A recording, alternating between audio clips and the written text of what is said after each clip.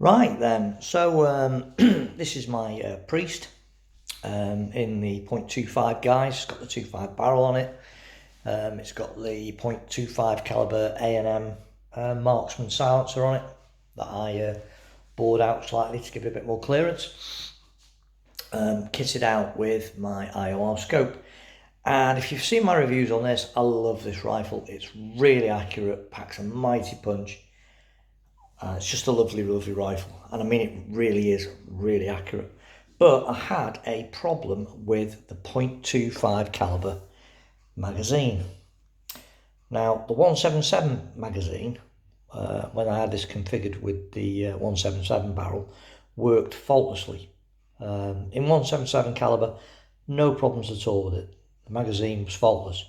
But this .25 caliber magazine, for some reason, I had several jams with it, which proved to be a bit of a pain in the backside. Now, this is a Priest Mark II, and when I bought this, I was supplied with these magazines, and it transpires that actually RTI have updated the magazines for the Priest, and they are actually a slightly different configuration to this one that I've got here. So they kindly supplied me with the new mag, the new .25 caliber mag, because I didn't need a 177 one because the 177 one's fine. So they supplied me with a .25 mag to see if it had solved the jamming issues. And there are a few differences between these magazines.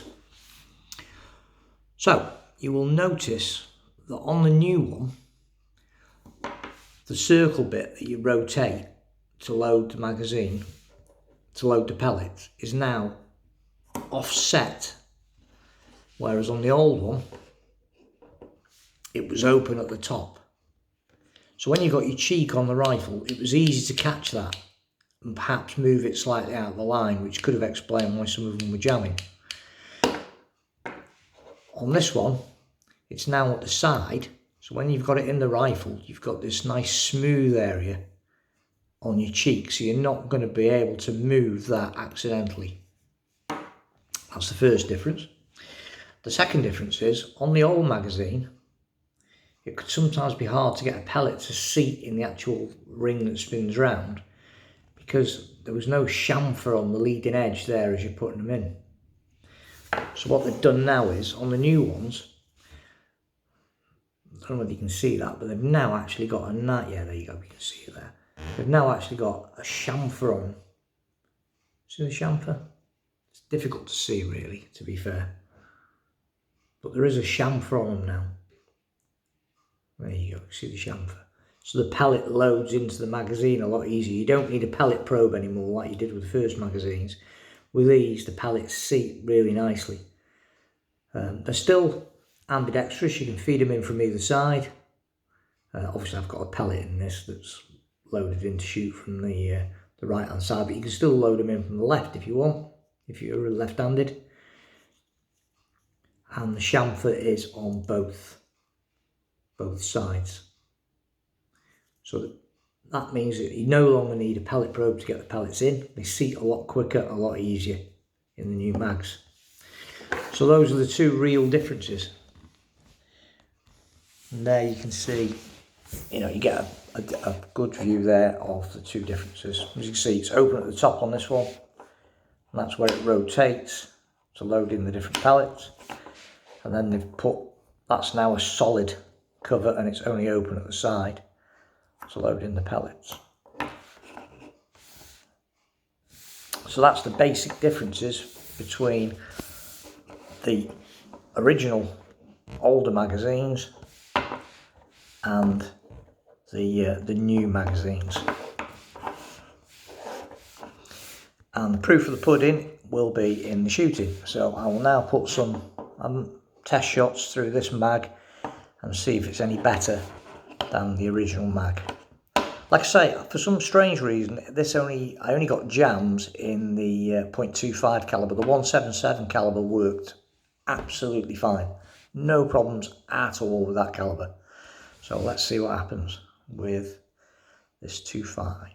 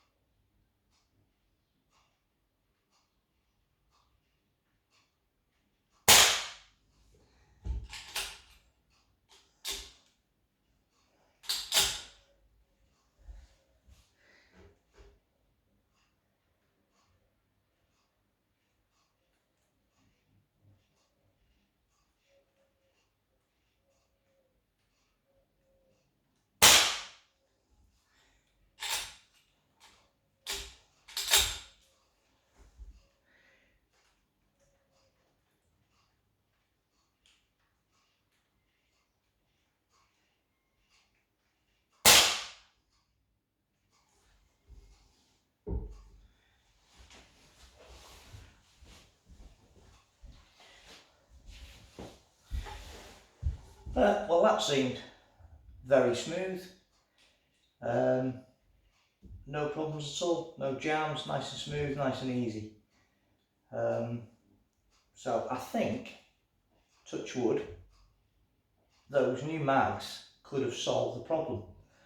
And they don't seem to have affected the accuracy any. I'll just go and get the target and show you.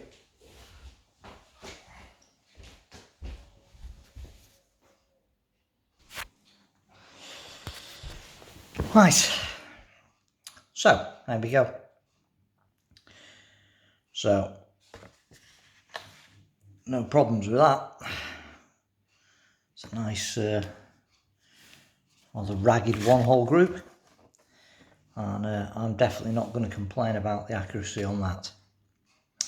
That's pretty darned good. So all in all, I think, in fairness to RTI, I think they've got the problem pretty much solved with that. It's also much more comfortable to rest your cheek there, and it feels a nicer fit in the rifle itself, to be honest. So I'm very impressed with that. I think that's a big improvement on the previous magazine. I'm quite impressed, and the accuracy, I think, as you can see, the accuracy speaks for itself. I mean, all right, that's only shot at 22 yards on my home range. That's as far as I can push it, unfortunately. I have to shoot through my lounge, through my dining room, and down the end of the yard, and that's as far as I can get without taking it out to the field. But if it's doing that at 22 yards, then I can see no reason why at 50 yards this isn't going to produce groups that are certainly under round about the 5 pence piece size. So no complaints at all with the accuracy of this thing. So that new magazine seems to be working really well. No jams at all, and that was really quite smooth. Doesn't look as if it's shearing anything off the pellets like some people have reported with the earlier mags as well. That was one of the other problems in 2.5 cal. I don't know why, but it's always a 2.5 cal that people seem to have a problem with. But I think that new magazine has solved it. Obviously, I'll be keeping my eye on it, and I'll be taking this out as soon as this coronavirus thing's over and the lockdown and all the rest of it. I'll take this out and do some accuracy shooting. Now, you might be thinking, well, that's a strange thing to say because you're still going out hunting. And that's true, I am still going out doing my vermin control, but vermin control is different. Vermin control is covered as an essential necessity, if you like. You know, without vermin control, I'm not shooting for sport, it's vermin control.